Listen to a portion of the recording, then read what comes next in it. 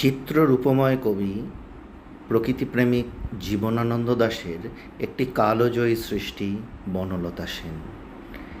এটি বনলতা সেন কাব্যগ্রন্থের মুখ্য ও নামবাচক কবিতা।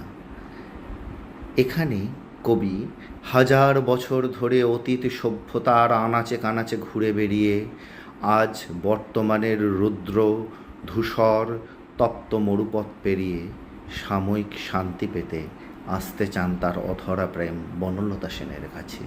এই বনলতা সেনকে তিনি খুঁজে পান বিস্তৃত প্রায় অতীত সভ্যতার ধূলিকণায়, কিংবা রহস্যাবৃত সমুদ্রের অন্ধকারে, কিংবা হারিয়ে যাওয়া কোনো মন্দিরে, হারিয়ে যাওয়া কোনো জনপথে, হারিয়ে যাওয়া কোনো গ্রামে। সেই সত্তাকে তিনি হৃদয়ের মাঝে পুনরায় বারবার করে পেতে চান সেই বনলতা সেনকে। বনলতা সেন কোনো নির্দিষ্ট নারী নয়।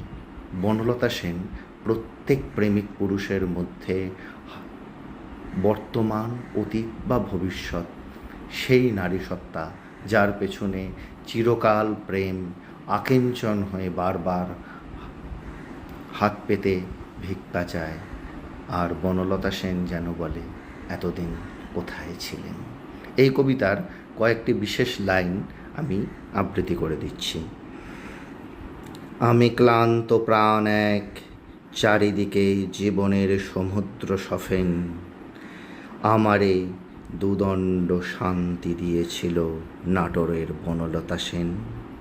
কিংবা পাখির নীড়ের মতো চোখ তুলে নাটোরের বনলতা সেন।